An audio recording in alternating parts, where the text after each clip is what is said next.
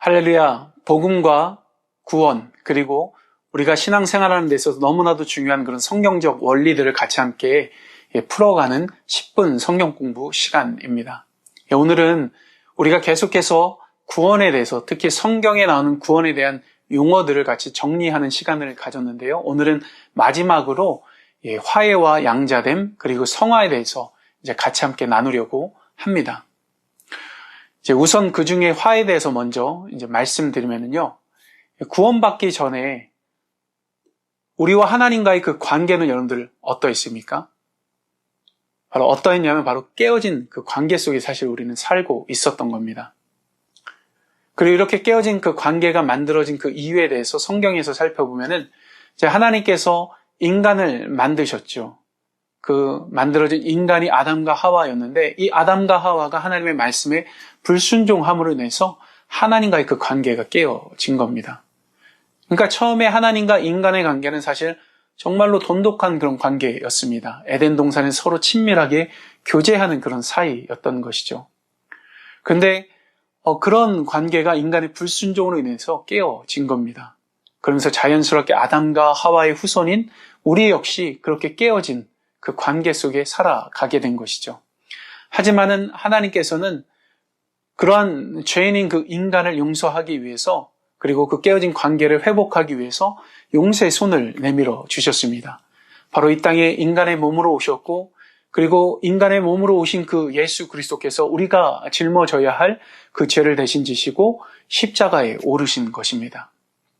근데 자, 여기서 한번 여러분들 한 가지 화에 대한 것에 대해서 한번 생각해 봐야 할 것이 있습니다. 만약에 여러분이 가장 친한 친구에게 어떤 말실수를 해가지고 그 친구와 좋았던 그 관계가 깨어졌다라고 하면은 여러분들 그것을 어떻게 회복하시겠습니까? 물론 용서를 구하는 일이 있어야 할 것입니다. 하지만 용서를 구해도 나의 친구가 내가 구하는 그 용서를 받아들이지 않는다고 한다면은 전혀 화해가 일어날 수 없을 것입니다. 더 나아가서 그 친구가 나를 끝까지 용서해주지 않는다라고 하면은 우리가 살아생전에 그 친구와 관계가 회복될 일은 없을 것입니다. 결국 나에게 피해를 입은 그 친구가 나를 용서해줘야 하는 것이고 그 용서의 손을 내밀고 우리가 그 용서의 손을 붙들어야만 완전한 회복이 사실 일어나게 되는 것입니다. 이런 원리처럼요. 하나님은 우리를 용서하기 위해서 용서의 손을 내밀어 주신 것입니다. 그것이 앞서 말씀드린 바로 이 땅에 오신 예수 그리스도인 것이죠. 그리고 지금 우리는 그 용서의 손이신 예수 그리스도를 믿음으로 인해서 하나님께 용서받고 더 나아가서 하나님과 깨진 그 관계가 다 회복된 그 회복함 안에 들어가서 살고 있는 것입니다. 그리고 더 나아가서 하나님과 친밀한 교제를 나눌 수 있는 그런 특권을 갖고 지금 살아가고 있는 것이죠. 이것이 바로 구원의 결과이고 또한 이것이 구원이 주는 화해의 의미인 것입니다. 그 다음으로 구원에 대해서 또 말할 때요. 구원받은 우리가 하나님의 양자가 되었다라고 그렇게 말하기도 합니다. 그것을 또 줄여가지고 양자됨이라고 그렇게 이야기하고 영어로는 adoption이라고 또 이야기를 하기도 하죠. 사실 그렇게 구원받은 자를 향해서 하나님의 양자가 되었다고 말하는 것은 법적인 선언하고도 같은 것입니다. 그러니까 하나님께서 우리를 너는 내 자녀야 라고 선언하신 것하고 같은 것이죠. 바로 그 법적인 선언을 통해서 우리는 완전히 새롭게 변화되어서 하나님의 자녀라는 새로운 포지션으로 살아가고 있는 것입니다. 그리고 더 나아가서 하나님의 양자가 되었다는 것은 일반적으로 자녀가 부모가 가진 재산을 물려받을 수 있는 상속권을 가지고 있는 것처럼 바로 하나님의 나라를 물려받을 수 있는 그런 법적 권리를 가지고 있다는 것을 의미하는 것입니다. 갈라디아서 4장 7절에 보면은요, 예수님을 믿고 구원받은 우리를 향해서 이런 말씀이 있습니다. 그러므로 너는 더 이상 종이 아니요 아들이니 아들이면 그리스도를 통한 하나님의 상속자라고 그렇게 말씀합니다. 이것처럼 우리는 예수 그리스도를 믿고 구원받아서 하나님의 자녀가 되었을 뿐만 아니라 하나님의 나라에 가서 그 나라를 물려받을 상속자가 되어진 겁니다. 그리고 마지막으로 구원에 대해서 흔히 거룩하게 되었다라고도 말을 하지요. 그것을 신학적인 용어로 치면은 성화라는 그런 단어를 사용하기도 합니다. 근데 이 성화는 두 가지 측면이 있어요.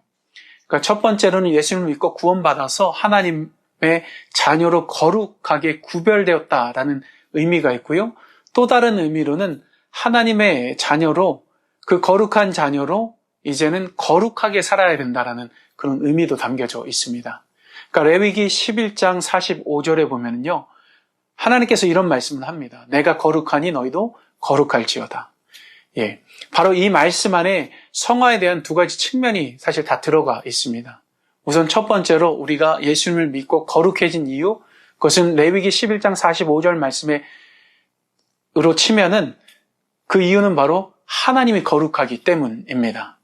그리고 우리는 그 거룩하신 하나님의 속한 자가 되었기 때문에 우리는 거룩해진 것이죠. 그리고 두 번째로 성화의 또 다른 의미 안에서 레위기 11장 45절 말씀을 또 통해서 보면은 바로 우리가 거룩하신 그 하나님 안에 속하였기 때문에 이제는 우리의 삶이 거룩함을 추구하는 삶이 되어져야 한다라는 것이죠. 결국 하나님은 우리를 구원하셔서 이 어두운 세상과 완전히 구별되게 만들어 주셨습니다. 그러니까 빛의 자녀로, 거룩한 자녀로 만들어 주신 것이죠. 그리고 이렇게 세상과 구별된 거룩한 자녀로 삼으신 것은 더 이상 세속에 물들었던 이전의 삶을 따라서 살라는 것이 아니라 하나님의 다스림과 하나님의 영광을 나타내는 그런 삶을 살라고 우리를 그렇게 거룩한 자녀로 삼아 주신 것입니다. 바로 이런 면에서 예수님을 믿고 거듭난 그런 사람으로서의 삶은 이전과 확실히 달라야 하는 것입니다. 아무리 예수님 믿기 이전에 법 없이도 살 만큼 찾겠다 하더라도 삶의 목표가 사실 예수 그리스도를 믿음으로 인해서 바뀌었기 때문에 우리의 삶의 목표는 오직 하나님의 영광을 위해서 항상 선을 추구하는 그런 삶으로 살아가야 합니다. 예전에 우리가 아무리 착하게 살았고 그것하고 상관없는 것이죠. 그리고 이렇게 살아가는 삶의 비결에 대해서 한 가지 우리가 말씀드리면요. 바로 찬송가에 보면은 예수로 나의 구주 삼고라는 그런 찬양이 있지 않습니까? 3절에 보면 세상과 나는 간 곳 없고 구속한 주만 보이도다. 그런 가사가 있습니다.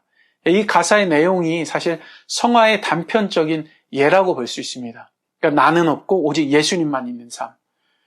그러니까 이것이 바로 이 어두운 세상에서 거룩한 하나님의 자녀로서 살아가는 그런 삶의 모습인 것이죠. 그리고 그것 자체가 바로 비결인 것입니다. 바로 내가 없고 오직 예수 그리스도만 있는 삶. 나는 죽고 나로 인해 예수 그리스도만 사는 삶. 바로 그것이 거룩한 하나님의 자녀로서 성화를 이루어 나가는 그런 하나님의 자녀로서의 삶인 것입니다.